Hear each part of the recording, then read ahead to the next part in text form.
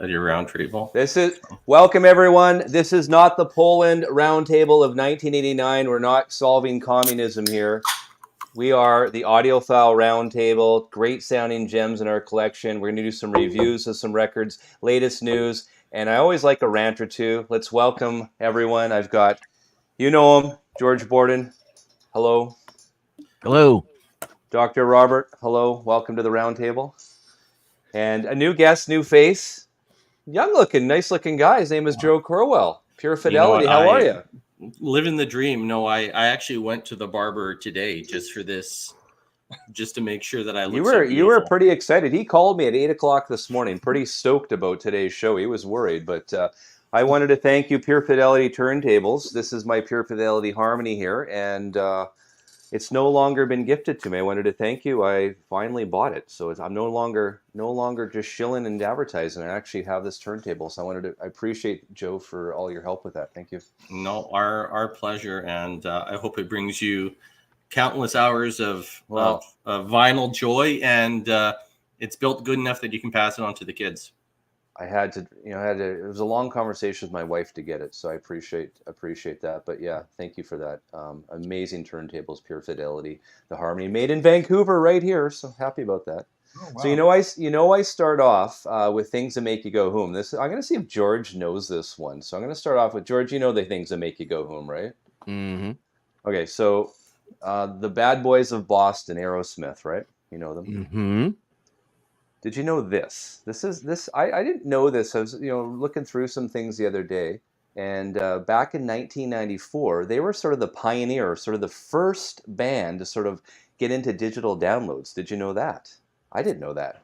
So check this out. 1994, June 27th, Aerosmith became the first major artist to release a song as an exclusive download, making Headfirst available in a 4 megabyte WAV file to CompuServe subscribers.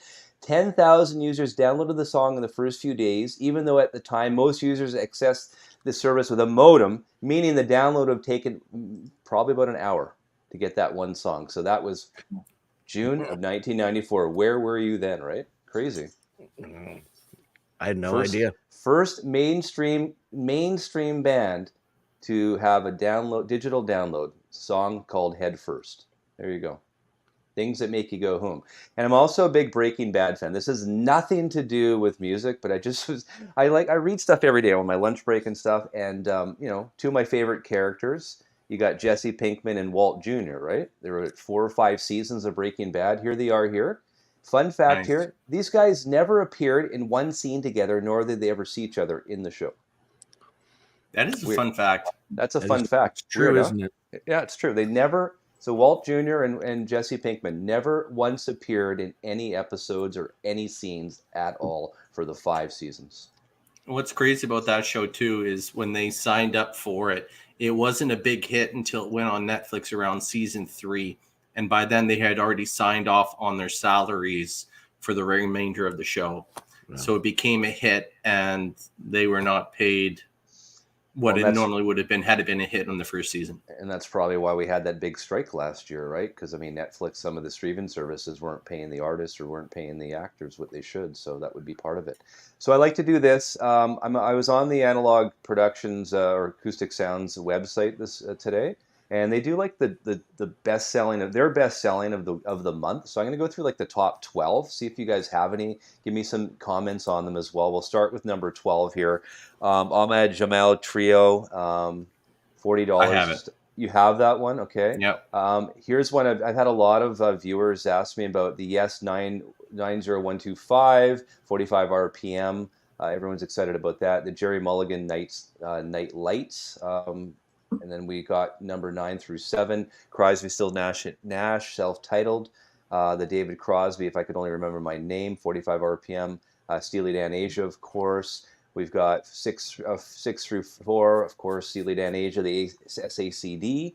Who has it? The Daryl Hall and John Oates album, the 45 RPM, Abandoned Luncheonette. Does anyone have that record? Because I have the original. It's a great sounding record. And then we have Core at number 4. We have Stone Temple Pilots, and then rounding it out, top 3: Clark Terry, Freddie Hubbard, Dizzy Gillespie, plus Oscar Peterson, the alternative blues cut. Thelonious Monk, the Riverside Tenor Sessions, the box set for $250, and then number one, Gaucho, UHQR, Steely Dan. There's the top 10 from Analog Productions, Acoustic Sounds.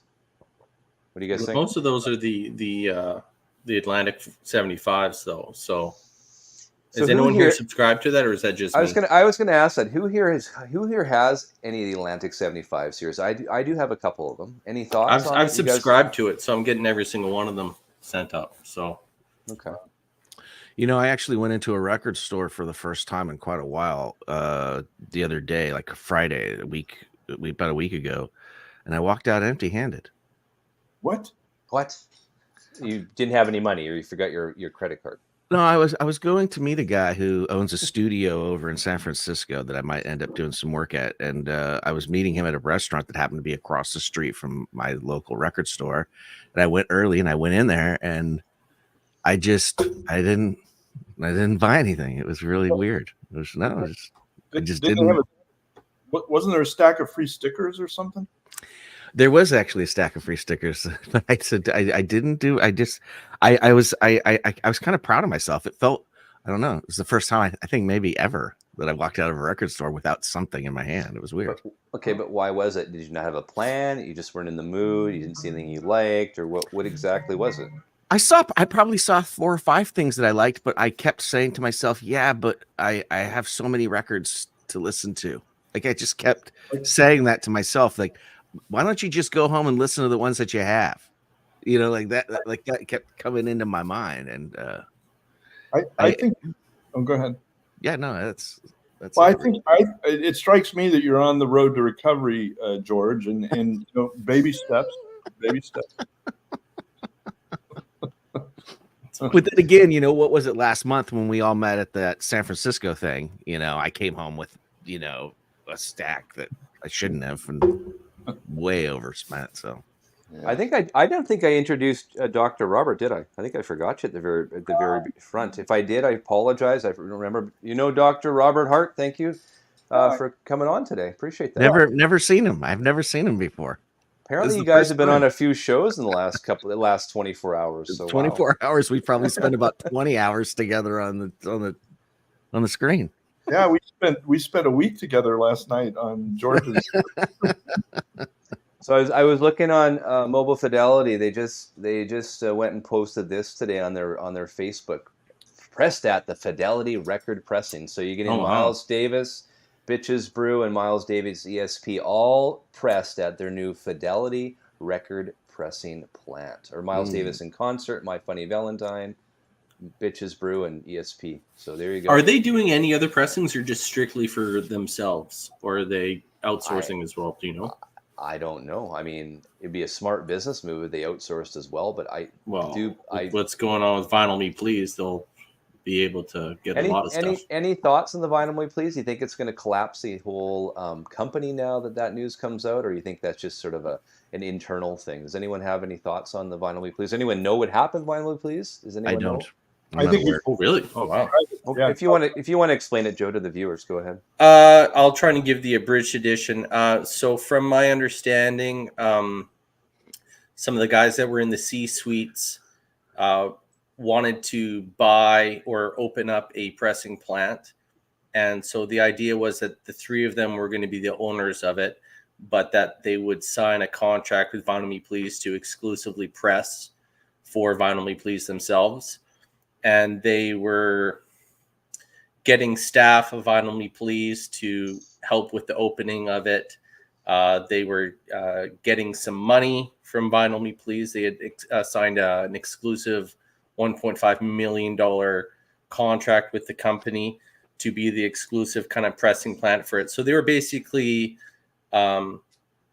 using man hours and financial means from the company to get the pressing plant going. And so people on the board of directors said, shouldn't be doing that. And so now they just fired the entire C-suite, and they're now suing them, from my understanding. So it's interesting because, I mean, I'm a business owner myself. I know that you can do shareholder loans. I know that as a business owner, you can borrow money from your company and you can do things like that. But they were, from my understanding, doing things without the board of directors' approval. So, Weren't yeah, they there's funneling no- money from VMP to this new pressing plant to pay for staff and stuff as well? Well, they were getting man hours. So if you have 100 Yeah. employees at VMP and they are suddenly going, instead of you doing work for VMP, we need you to put a few hours over here and a few hours over here. So, Yeah. I mean, I'm sure there's ways of using it for, probably not the best.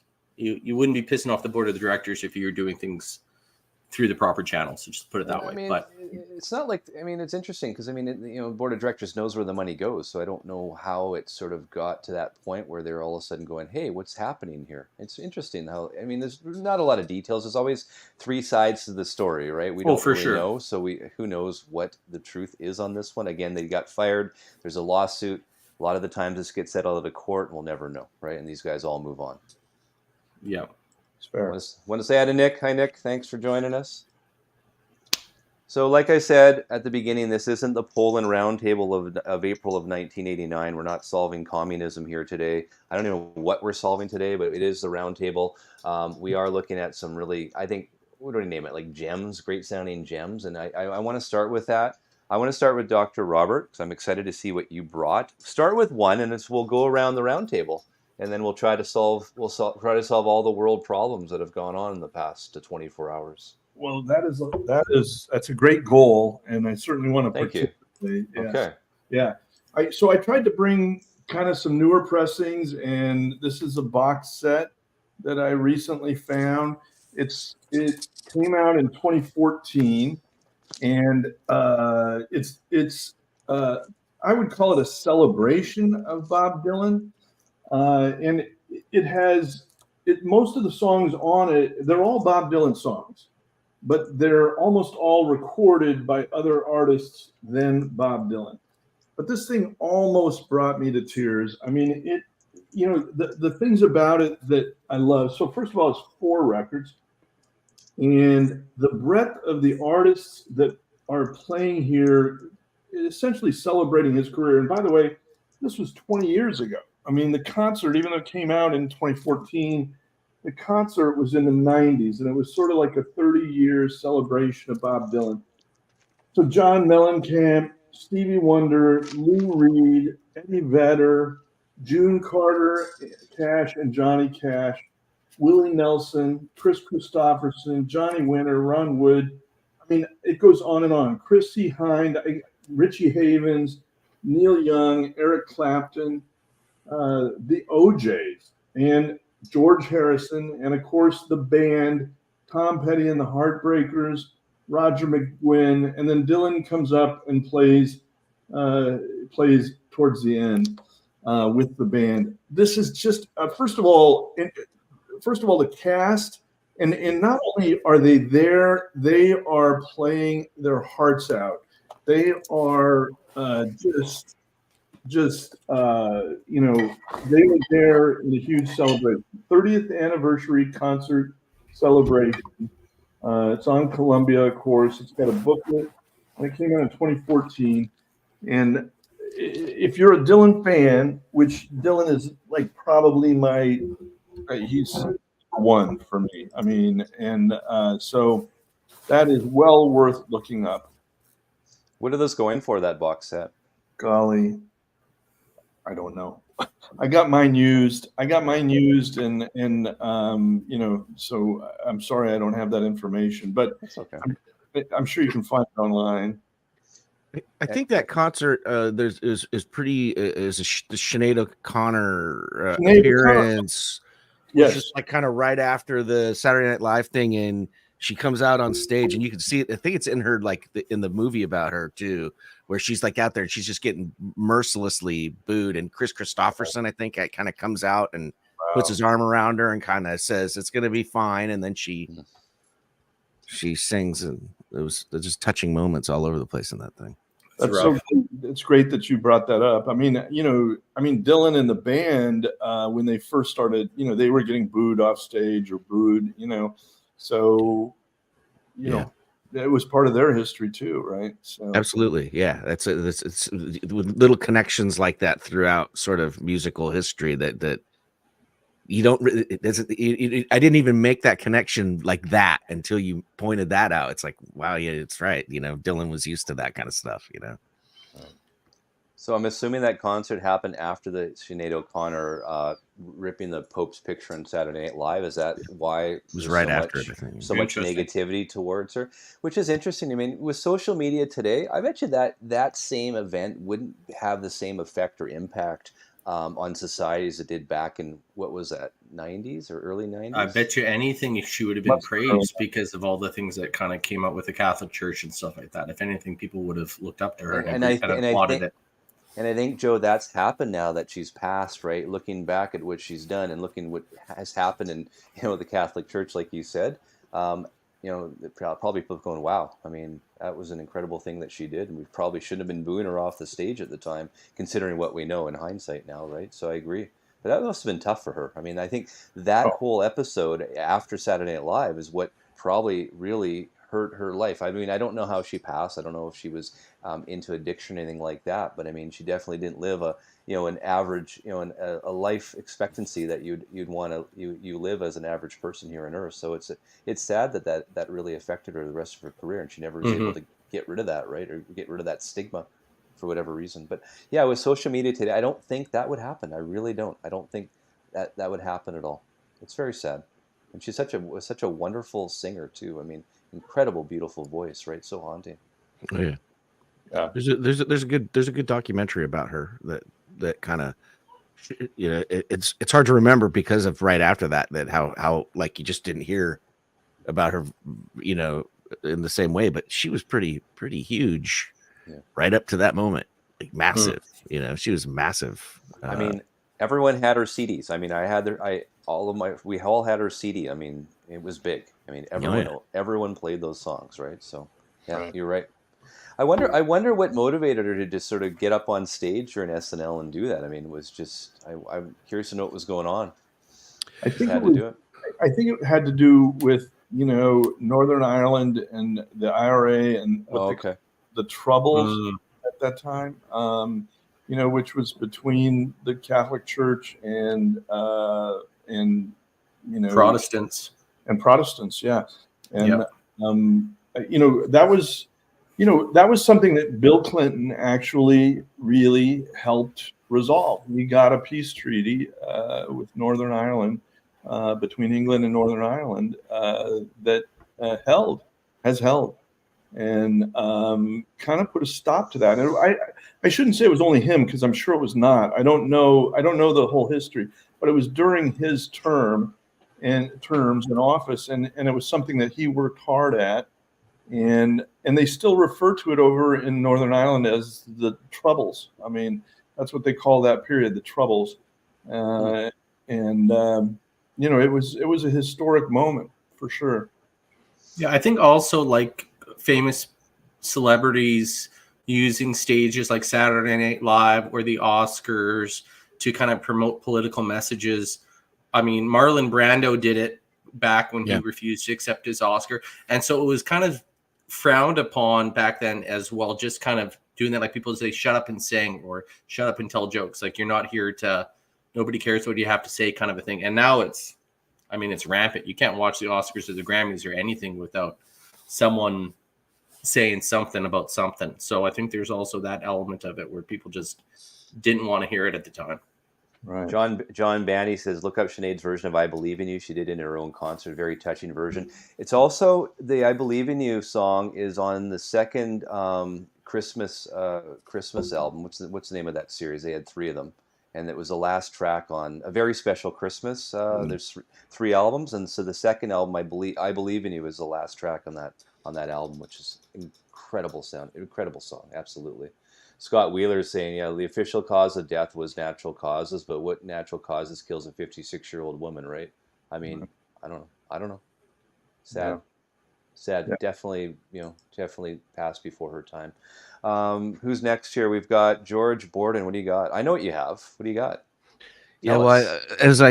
As usual, I try to come up with a clever theme, and then it just ends up being stupid. Did you So- copy like this whole thing here? What you saw, this Joe Walsh with the airplane thing? And Yes, I oh, saw what's gonna that happen? picture and I said, okay, let me see if I can try to be clever. So I'll start with one of my favorite records of all time. This is a Joe Walsh record called The Confessor, and this is I think 85. Okay. And this one happens to be on Warner Brothers. I think at the time, the backstory to this record is that I think he was dating Stevie Nicks at this time. And so Stevie Nicks was sort of in the studio with him while this record's being made.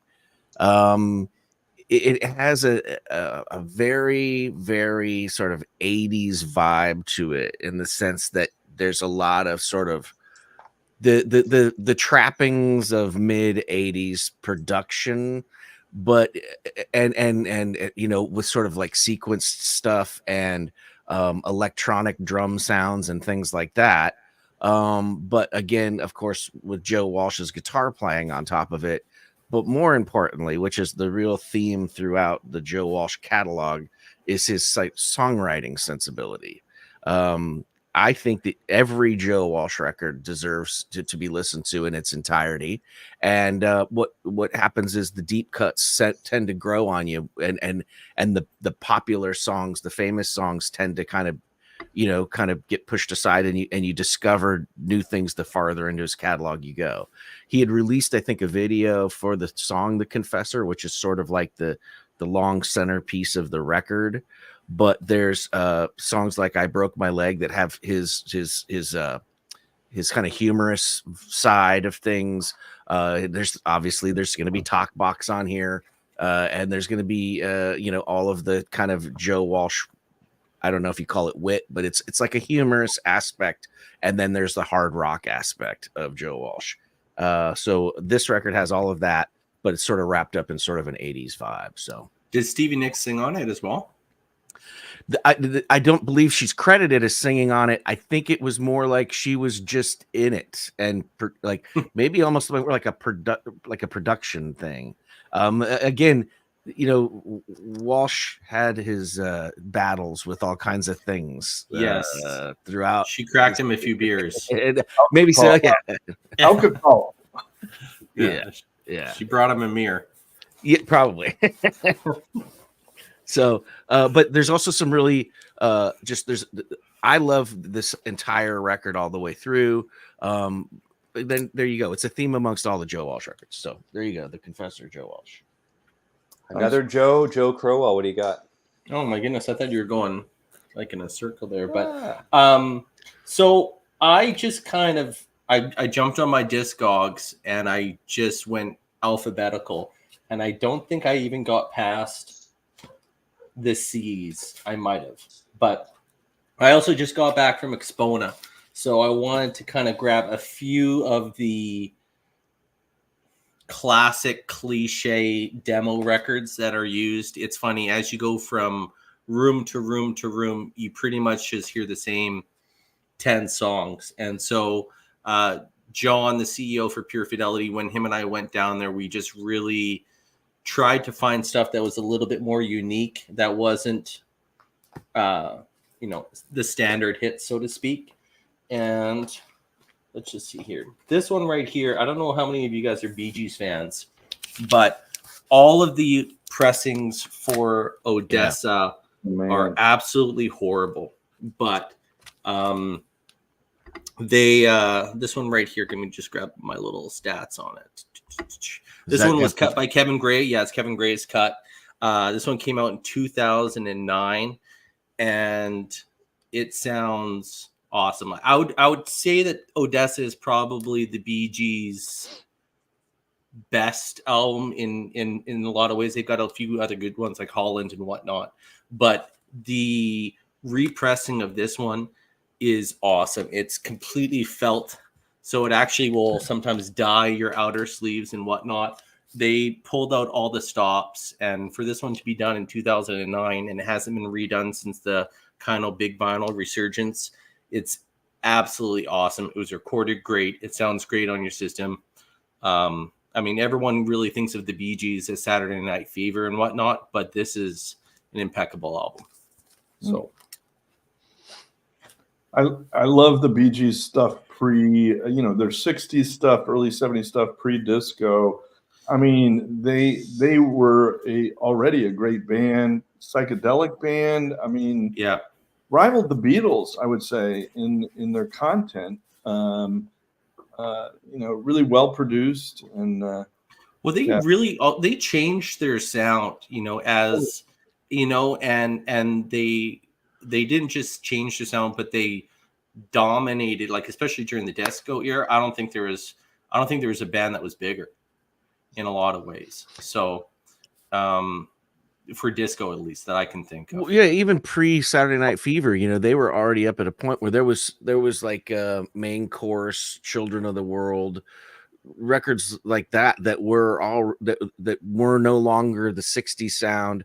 It was starting to develop into the disco-y sound naturally, and they even had like a big double live record, which I have, that's great, that has like, Yeah, is that the one with Celine Dion comes on as a guest? oh no, this is in the 70s. Oh, really? Okay. This is pre Saturday Night Fever. This record Oh, it's wow. a double live, and there's this big long medley on, I think, side 2 of that record, that they do, like New York Mining Disaster and Run Yep. to Me and How Can You Mend a Broken Heart, all these songs that were already big hits for them.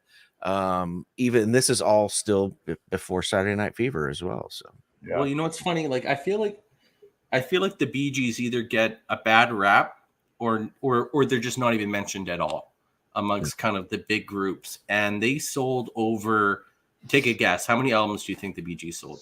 Well, I mean, Saturday Night Fever, that soundtrack is probably one of the best sounding soundtracks of all time, Yeah. and I bet you it's 20 to 25 million copies. yeah, I think they're over 100 million total. They are 120 to 200 million Yeah. records sold, which is just absolutely nuts. So, Yeah. I mean, they're up there with Elvis, the Beatles, etc. So, yeah.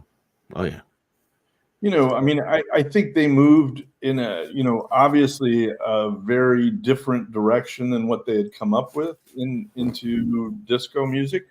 But I don't think anybody should, judge them harshly for that. I mean, and they did it well. I mean, they did it Yep. well and successfully. And, they're always going to be remembered for that. But the records they put out, they had at least 10 records, maybe 8-10 records before any of that, and those are also great records. They're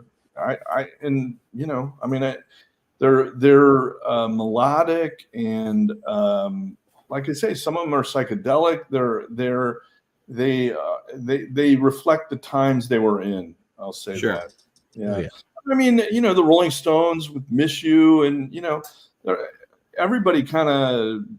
A lot of groups dove in on the disco era, and I don't think they should be judged harshly for it. And the Bee Gees just did it more successfully than most, I think. Yeah. I mean, it was just the 70s, right? It was the ugly era, right, of the big cars and the big rugs and everything like that. I think that's part of the problem, just the era. But I mean, in terms of, I mean, they sold 150 million records, so I mean, you can't take that away from them. That's incredible. It really is. Isn't that nuts? It's nuts. So, so Joe Walsh, you saw that. This is mine. This is my original. The Smoker You Drink, the Player You Get. Now, this has come out. Analog Productions is coming out with this 45 RPM. This one was I want to say, which year was this? 1973, and big song, right? Top 40 hit, Rocky Mountain Way. Big album, top 10 album. Now, 3 members of Barnstorm are on this album, right? But they didn't get credited on this album at all for whatever reason. I don't know why that is, but I love this album. This is, the year I was born. So, I mean, this is my dad's original. So I've listened to it many times. And it's one of these Dynaflex. You guys know much about the Dynaflex? These Dynaflex records? Yeah. This make fun noises when you kind of... Yeah, you can that's Canadian, right? That's a Canadian pressing, isn't it? I think before we went on, let's just see here. It doesn't say that it's Canadian on here. I want to say this is an American pressing. I don't see what it. The American one looks like, right? It doesn't say Canadian anywhere, but we'll see. All I know is I appreciate Steve's humbleness. Everyone else he put full screen, but for himself he kept him in the top corner. They're very humble. Disc mastering Lee Holko, who wasn't around that long for Sterling. He mastered this record. And now I don't know, is it Ryan K. Smith that's mastering the latest one that's coming out by Analog Productions? That's the 45 RPM cut. I think so. I want to say so. I don't know. I can find out. Yeah, I like this album. Again, I don't know if this is the Canadian George, but this is what it looks like. I've just The never label. seen that label before. That looks interesting. Maybe it's not my. I don't know if it's original. Again, this has been in my family for as long as I've been around, so I don't know, or at least I think it has. But Lee Holko, yeah. Well, Dynaflex, Mazzy and I have talked about that a bit online too. I mean, they, it was the era of the oil embargo, and so they were trying to make records in a more efficient or less expensive way, and so they're thinner, they're very flexible, but they really have held up well. I have to say, I don't think. I don't know that they're as susceptible to warps. They don't seem to be, maybe. I don't know. I mean, the thicker vinyl may be a little more susceptible to warps. Yeah. This was, I think it was really well done, really well produced as well. So, I mean, it does sound great. I've had no problems with the Dynaflex, and it was Kevin Gray that did master the 45 RPM. Thank you for that as well. It is right. I did look that up. I just had forgotten. So you're right, though, Robert. I think it just was a well-recorded album as well. So that's going to help when you get these reissues. I'm sure the tape sounds great. And this is one thing we know about all these reissue companies. They're not going to reissue a record where the tape sounds crappy.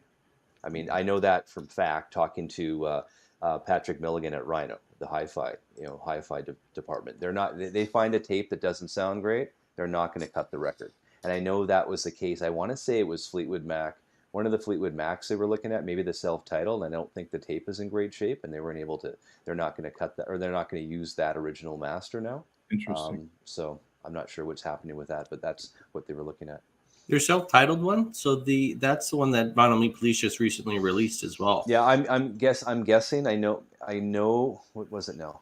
I might have been that. I'm not sure. Did Vinyl Me Please use the original master or a copy? I can find out in about 2 seconds here if it's AAA. I could be wrong, but I mean, I know from my conversations that there was, I think, something to do with Fleetwood Mac, and one of the tapes weren't that great. And then Mazzy was saying RCA Dynaflex didn't use recycled vinyl like some of the other labels did at the time. I don't know. I don't mind this Dynaflex. I mean, it does make that. You can really wobble it though. Look at this, Joe. Right. It's a real wobble. Oh yeah, I know. It's a lot of fun. It's fun. But there's a lot of great records of Lou Reed and David Bowie records on Dynaflex, and they still sound great. And Rex V. Spinner, I agree. I mean, my copy here sounds great. The Dynaflex copy, it sounds really good. Absolutely. Yeah. Who's next? Who wants to go next? I think it's Robert. It's Dr. Robert. Dr. Robert. I'll go again. It is AAA. That Fleetwood Mac was AAA. Cut by Ryan K. Smith. I just wanted to give a shout out to Steve Albini, who passed just recently. And I was careful about the records I picked out. I've got several others, that have covers that I just really am hesitant to show. But these three are really interesting to me. And what I got to say is he had a thing about fireworks. So here we go. This is their first record, Atomizer, and I'm going to come back to this. But there's obviously a firecracker fuse. And then here we are, Bulldozer, and these are firecrackers all over the cover. And then this is Pig Pile, and what this shows is the hand of somebody who has blown off fingers with firecrackers. So, I mean, he was a force of nature. And whether you agree with his approach, he was tough. I mean, I think he was tough. There's a song on that first one on the Atomizer album that is really tough to listen to. Jordan, Minnesota, and his story. The story about Jordan, Minnesota, was that there was like this whole conspiracy about child molestation within this small Minnesota town. And that may not have been true, but there were child molesters, at least some. And, you know, I'm not sure that the whole leadership of the town was involved in protecting it, which is how he interpreted it and wrote this song about it, and wrote the liner notes about it. But I will say, you got to give him credit that, you know, and what he understood as the issues and the facts in that moment, you got to give him credit for calling it out in a huge way. And, you know, of course, he went on to all of the, you know, producing or engineering Nirvana and PJ Harvey and all of this stuff. Just a great impact. And these records, they're not easy to listen to. I mean, they're I don't know what you call them. They're post-punk in some way, noise, you know, aggressive. I mean, I do like them. I can't play them when my wife is in the house, but I do like these records. And Steve Albini deserves a call out, and so that's what I'm doing. There's that one album. Which one did you hold up? Because you hold up 3 of them. I think I want to say it's the all blue one. That one, yeah. So I have that album, and I probably got through 3 songs. So if you can kind of explain to me why it's, and the reason why I have it is because it's on, I forget which list, but it's considered like either 1,001 albums to listen to before you die kind of a list, and it's on there. So it's nice to hear perhaps the reasons behind it, the reason why it's on that list, so to speak. Like, well, so I listened to the first side today before getting on, which has the song about the you know, Jordan, Minnesota. I mean, if you listen to the whole side, and it is hard. You know, it's aggressive noise music. I mean, the Jordan, Minnesota song is essentially defending the children that were molested, right? And he's talking about how affected they must have been. And you know, that is still, it is a real thing. It is a real thing. It still happens. It does happen. I don't know that it happens I don't think that it happened there in that city in the way that he perceived it. But it's a horrible thing for children that are exposed to that and suffer that. And that does happen. That's the first song. But if you get through it, the last song is really finally melodic, and you know, it's still heavy, but yeah, it's good. I just think it's good. So I'll leave it at that. I don't want to be interesting. George, go. Okay, keeping with my theme. No, I wonder what it could be. Wow. This is 1981's "There Goes the Neighborhood" by Joe Walsh. This is probably one of his lesser known records. I think this is the first record he put out after the Eagles breakup, right? So this is his first post Eagles record. "Life of Illusion" is one of the more known songs off of this record. Again, it's got the cover says it all. There goes the neighborhood, and it's Joe Walsh, you know, in a tank and wreckage all around him, kind of maybe telling the story of, you know, maybe what Joe Walsh's lifestyle was like at this point in time. I happen to be I don't know if it was fortunate or unfortunate circumstance, I was at the last concert that the Eagles performed in whatever it was, 1980 or whatever, on the Long Run tour. It was a benefit for Senator Alan Cranston at the Long Beach Arena. That's and right. They were almost coming to blows on stage and yelling at each other in between songs. And I think it was along the lines of Glenn Fry threatening to beat up Don Felder as soon as they got off the stage. So, you know, again, for some reason, Joe Walsh records have always been in the family, you know, as a little kid, I was always listening to Joe Walsh. This might be my Least favorite, but again, my least favorite Joe Walsh record is better than my favorite record by a lot of other bands. So Joe Walsh, There Goes the Neighborhood. Put that one right up. I want to see the cover again because it looks like a surfboard. Is there any records in that? Is there a record right by your finger there as well? Right. This is a sink and this is a toilet. No, but on your other hand, and then there's a right there, platinum record on there, Asylum Records. I bet you that's an Eagles record, probably. Or it might be one of, like, say, But Seriously Folks, or one of his other previous records. He was on Asylum too, label made some great. There's a video, I think it's a 2-part. I don't know if it's still on Netflix, called The History of the Eagles. And they talk about that, and it's a fantastic documentary. It's extremely well done. It is. Yeah. Hey, it's got the moment you're talking about. You spoke about Don Helder meets Alan Simpson. Is it Alan Simpson? Alan Cranston. Alan Cranston. Sorry, and he says, "Glad to meet you, I guess," or something like that. Yeah. He was a little disrespectful it's a fantastic documentary. And Glenn Fry's like, 2 more songs, 1 more song. Yeah. They're screaming at each other on stage. Yeah. Okay, Joe, there's audio of it. It's good.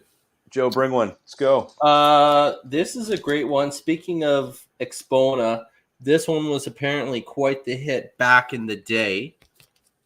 The Blue Nile from Scotland. This album sounds fantastic. They were actually signed to, I believe, Lynn Records. So Lynn, the turntable manufacturer, signed them, from my understanding, because of just how good their stuff sounded. So Lynn actually signed them so that way they could demo their gear with their music. So it's kind of early electronic kind of synth, and it sounds fantastic. One of the things that I've been doing since I've gotten into collecting vinyl records is being able to discover albums or bands I had never ever heard before, and this was one of them. It was on a list, and so I grabbed it, and it's fantastic. So I don't know if anyone else can contribute some knowledge to the Blue Nile. No, going once, going twice. Pretty hardcore 80s stuff, isn't it? Oh, you don't like the 80s, eh? What did they do to you? No. What happened George? What happened to the 80s? What happened during the 80s there, George? Tell me. No. A lot of things happened in the 80s, but I was going to say that Blue Nile, the only time that I ever remember hearing them mentioned was I used to have this video of all these kind of XTC things, and Andy Partridge was the guest, like, VJ on some English video show, and he played the Blue Nile. So he was fond of that band. That's the only time that I'd ever actually had heard of them. So, yeah. I'm gonna get a copy, and I'm gonna send you a copy there, George, so you can blast it and just reflect on the 80s. Yeah, I'm sure it was. I'm sure. You know what? I was just a very young pup during the 80s, so I did not get to experience the good times that I'm sure they had to offer. If you remember the 80s, you weren't there. Robert over there, his hands up. He's going back. I remember some of the 80s. Yeah. That's funny. Hey, you're muted, Steve. This is my original from the 80s. I love the 80s. 1986. There you go. 1986, Paul Simon Graceland DMM cut, mastered by Greg Calby from, I guess was it Sterling Sound back then that did DMM? I'm not sure. Yeah, it was Sterling Sound. Again, well produced, well recorded album. This is my original on the Warner label here, the Canadian copy. Nice. Amazing. This is one that I would have played a few times, and I would have recorded cassette at the time, and it would have had the cassette and not listen to the vinyl again. But Graceland, I mean, think about this. This is the early 1980s. I mean, Simon and Art Garfunkel, sort of their relationship deteriorated. He broke up with Carrie Fisher.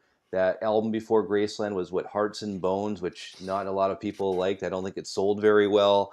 And then Paul Simon found this bootleg cassette of South African street music, right? And went out to Johannesburg and started recording with some South African musicians. And the rest is sort of, they say, is history. And you look at, this album, I think won the Grammy of the Year that year in 1986 for Best Album, and still stands today as every track is incredible, right? And I know he ran into some problems. Los Lobos Yep. was on this cut, if I'm not mistaken, and I don't think he gave them writing credit or publishing credit for the song that we're on. So there was some, I don't know if there's some There was threats of also drama because lawsuits. he recorded it in South Africa too, and Okay. so there were a lot of people that were pissed off that he didn't say anything about apartheid in his Okay. lyrics and whatnot too. So, I mean, And I think too, Linda Ronstadt would have been on this. Everly Brothers, I think, were on this as well. So there's a lot of different people on this record, if I'm not mistaken. So yeah, a lot of guests. Great album. Was Ladysmith Black Mambazo on that record? I don't believe so. No. I know he played with them at some point. But I know when he went on tour, the Graceland tour after this was released, was it Hugh Mascala? Yeah, he would have toured with with Paul Simon during the Graceland Ladysmith tour was on the album. It was okay. Yeah, So, yeah. Was okay. Yeah. Huh. He actually kind of introduced that to the world because of that album. So I mean, he got into world music. I mean, I give him a lot of credit for that. I mean, he also recorded with South American artists, and he really was. I don't know. I mean, he continued trying to, and maybe succeeding in sort of reaching out and stretching the boundaries. I give him credit. So Haley, who produced this record, edited the album using new digital technology of '86, transferred to analog tape. He was basically saying if it wasn't for the digital domain at the time, he said the project wouldn't have gotten done. They used tape echo and delay on every song, apparently. And they paid particular attention to the bass and the different bass lines on this album as well. So if you go back and listen to it, it's so true. You'll really pick up on the bass on this one. So again, it was, had the digital step back in '86. But then transferred back to analog tape to cut the record. blasphemy. It's a great record. Great record. It's a great record. Who wants to go? Robert, come on. Talk to Robert. I'm ready. So, all right, I got this relatively recently. More or. So this is a compilation record. Many artists on it, and it is a reference to this record, Skip Spence Or. And Skip Spence, member of Moby Grape, who, I don't know, the vernacular is you would call him an acid casualty, but he developed mental illness is really probably the main thing. And so Moby Grape was out in New York, and I don't know if he got some bad LSD or he had a psychiatric break, because people who are susceptible to let's say to psychedelics in a bad way are probably susceptible already to psychiatric illness. And he went crazy. He went around the bend. He had a breakdown, and he was, first of all, he attacked.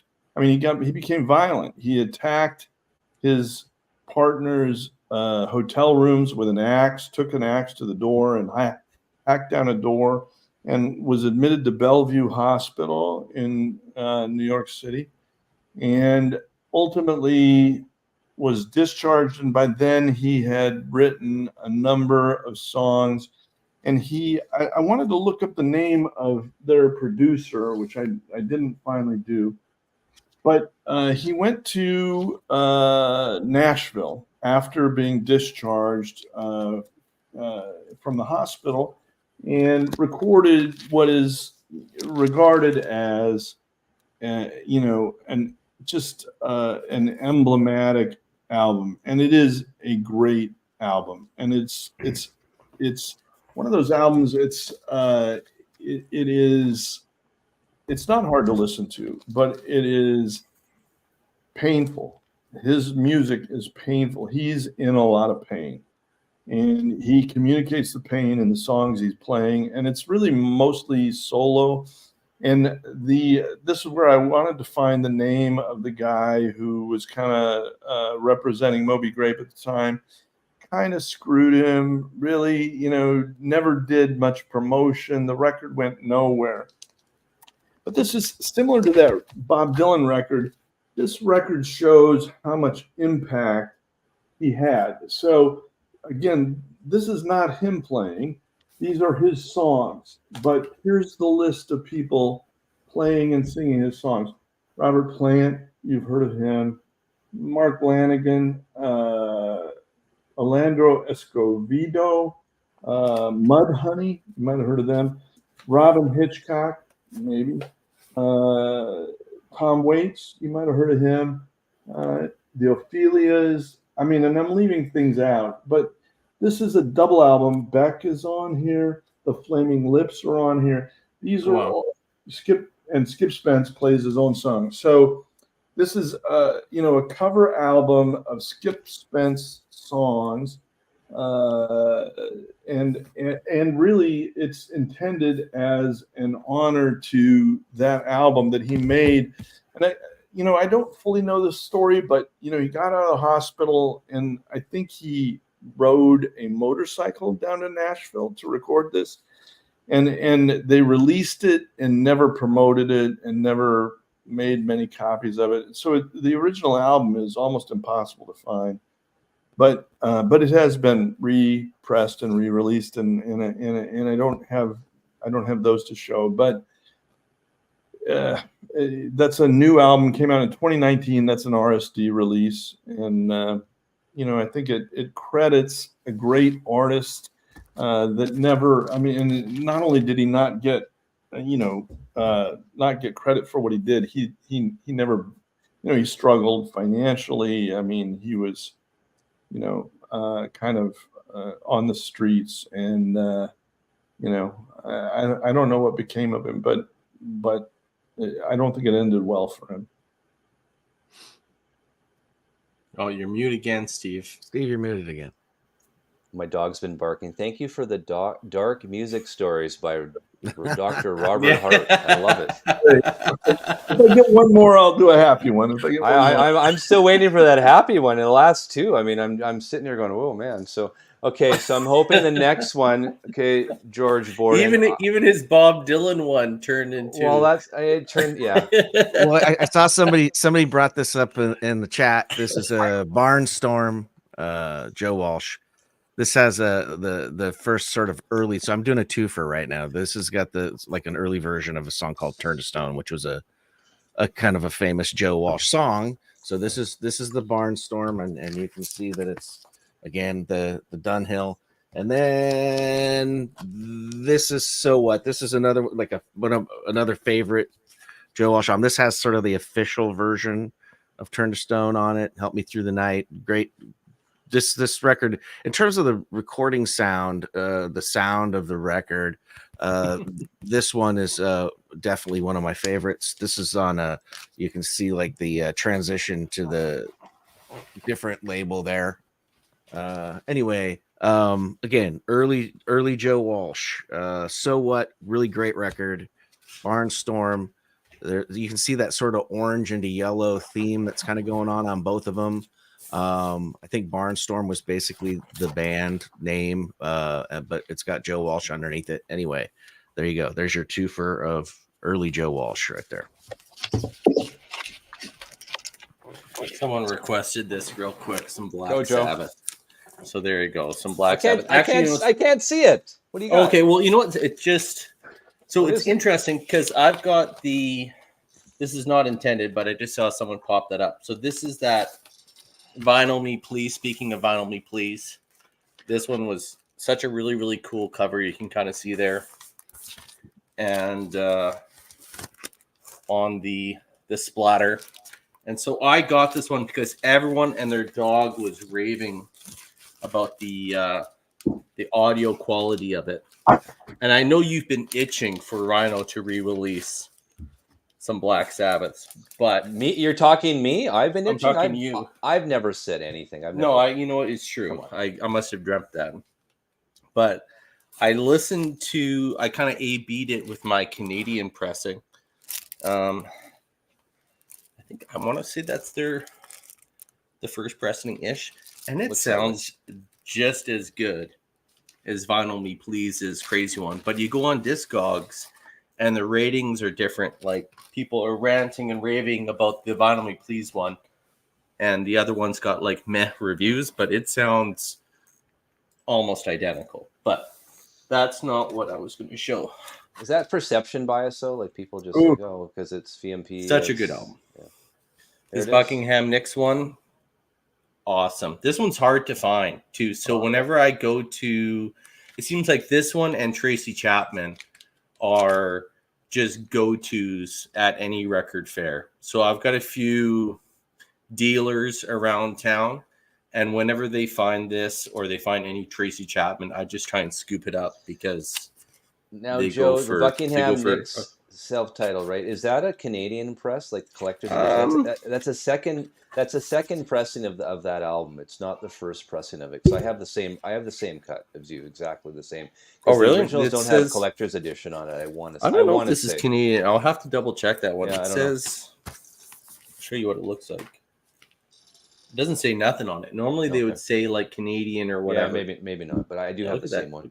Look at that shininess. That's a clean record right there, people. Yeah, that's a rare record. You know what? I see them around. It was funny. I went to a record show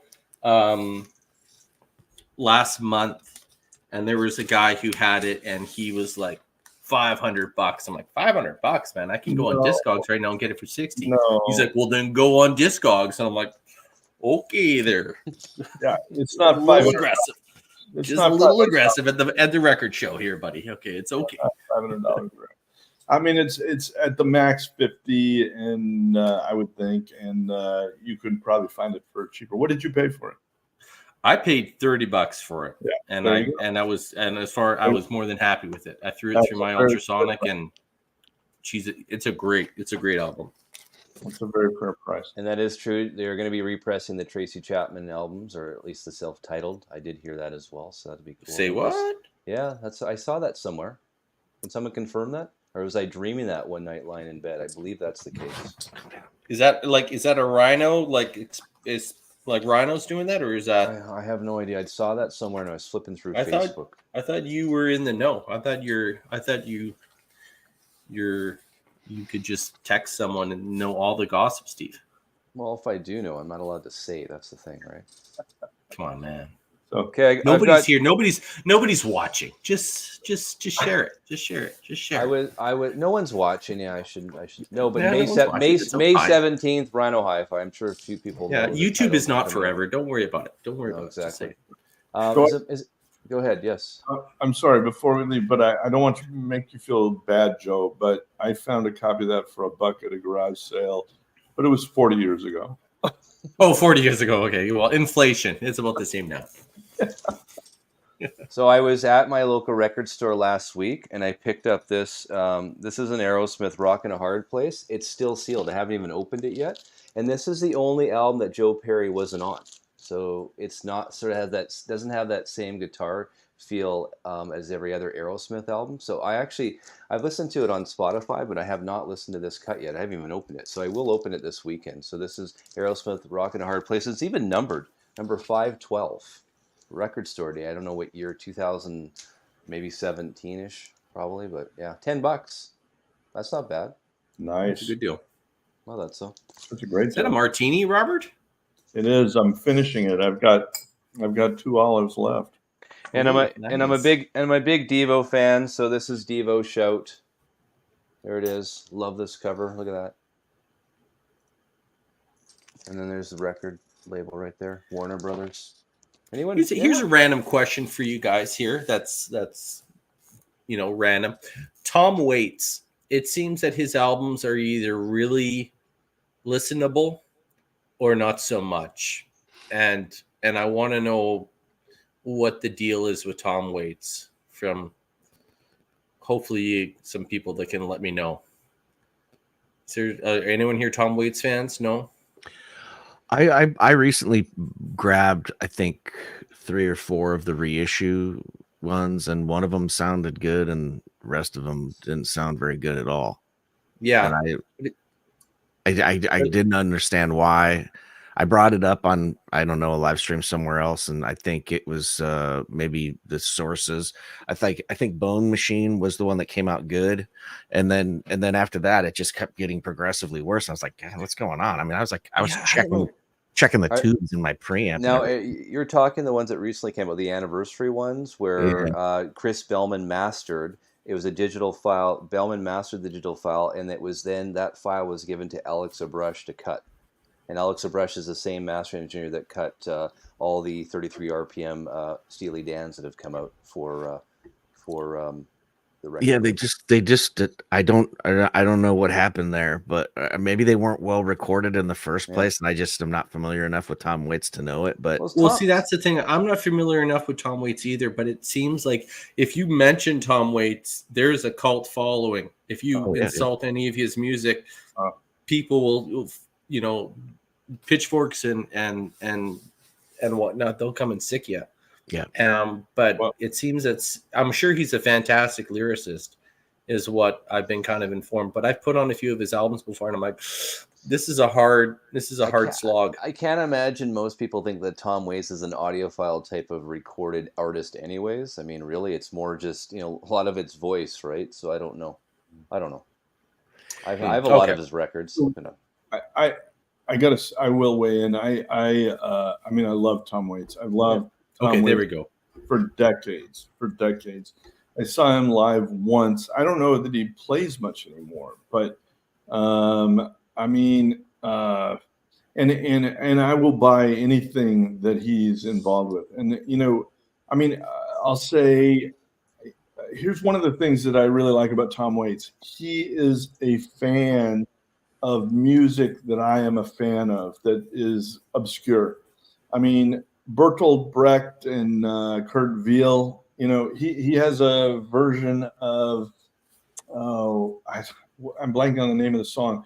He's you know, what makes mankind, what is it? What makes mankind, I don't know. I'm blanking. I can't quite get the last word, but so Bertolt Brecht, you know, he really appreciates a number of really obscure artists, and he participates in recordings of their work. And I gotta say, I mean, his stuff is, you know, so uncompromising. He does what he wants to do. And it's a little bit, I would say, Bob Dylan, you know, who I go back to. But Tom Waits is in the same category. I mean, he doesn't fucking compromise. And he, you know, he writes these incredibly compelling stories or lyrics to his songs. And, you know, I don't know. He's just out there. So I'm trying exactly. Well, that's what I'm trying to remember. I can't remember if it was Swordfish, Trombones. I mean, they're all hard. Some of them are hard to listen to, but that's my point. That's my point. Like I'm like listen to someone going, okay, this is not a grab a drink, sit on the couch, and just enjoy the evening. That's okay. All right. Well, that's what I was trying to get at. Like, what is the love that people have for that when it's I don't know. Maybe I'm crazy. I like stuff that's easy to listen to. He's going to make it a little hard on you, but you know, I mean. He has a history in Minneapolis, and he has a history in San Diego, and those are both fun to listen to, I would say too. So okay, all right. Well, this is all right. I'm glad we had this talk. I'm a fan. Good talk. Well, guys, Nighthawks to the Diner. That is maybe my favorite album by him. Live album. Oh. I've got that album, so I'll give that a spin, and if I don't like it, I'll be writing you a letter. Okay. A letter. Ooh, a letter. Yeah. What are we? What are we in the I'll 19? send it We're by- in the 1980s here. What Yeah, are we doing? I'll send it by a letters? carrier pigeon, so you know I mean business. Well, guys, it's the top of the hour. We've promised an hour. Now, like I mentioned that at the beginning of the show, this wasn't the Poland Roundtable. I don't know if we solved any world problems or got eradicated communism today, Dr. Robert, but we learned a lot today. The dark side of Dr. Robert, we got into that. So I was fascinated by that. So next time you come on, I think we're going to have to go all on the bright side, not the dark side. I don't know. I'll take Either that. I'll take that under advisement. Yeah. Either I'm Robert, sure you were not hugged enough as a child, or perhaps you were hugged too much. It's one or the other. It's one or the other. What do you got? What do you got? This last one. Just this one more Joe Walsh record right there. Hold on. I love that record. But seriously, folks, it's got the his big epic "Life's Been Good" is on this record, and if anybody, Great album. Yes, that's a great album. Signposts, great record. And are you wanting to show that soundtrack there, Steve?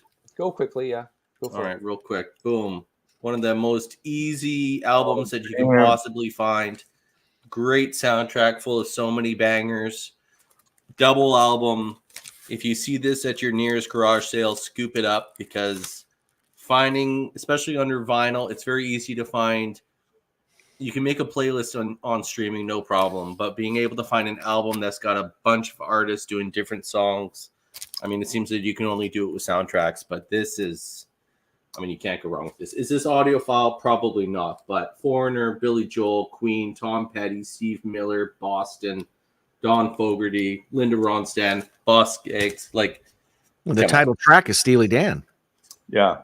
There Not you go. available elsewhere. And that's Or the only, you can't other go than wrong is it the Citizen Dan CD box? You can't get the FM track that Steely Dan sang other than the soundtrack or the Citizen Dan box. So yeah. In fact, I'm going to put this on as soon as the stream is done, because this is just. There's some Can't live, go wrong with this. live cuts by Linda Ronstadt you can't find elsewhere. I love me some Linda. Well, we learned a lot today, gentlemen. That was wonderful. Great hour. This hour feels like 10 minutes, doesn't it? One of those. That's why you got to make them 2 hours. Here we go. Well, I've got kids to put to bed and that type of thing. But no, I But Steve, you it. leave. I'm gonna hang out with Robert over here. We're gonna play some Barney soundtrack or something. I'm worried it's gonna get darker and darker. I mean, I want this to be a family rated show. I mean, I don't know. The censors might get involved if I leave. I consider myself a beacon of light. Just come on, man. Just give me a hug. It'll be beautiful. There we go. Beautiful moment. May 17th, Rhino Hi-Fi, 2 new rock releases. I do know them. I can't tell you, but I think everyone will be really excited. I'll have a show on them prior to, around the time they're announced, Friday, 6 a.m. Pacific Standard Time next week. Should be fun. All right. Enjoy. Gentlemen, it's been a pleasure. This was a pleasure. Thanks, Steve. Awesome. Such a great job. Thank you Bye-bye. so much. No worries. All right. Thanks. Bye.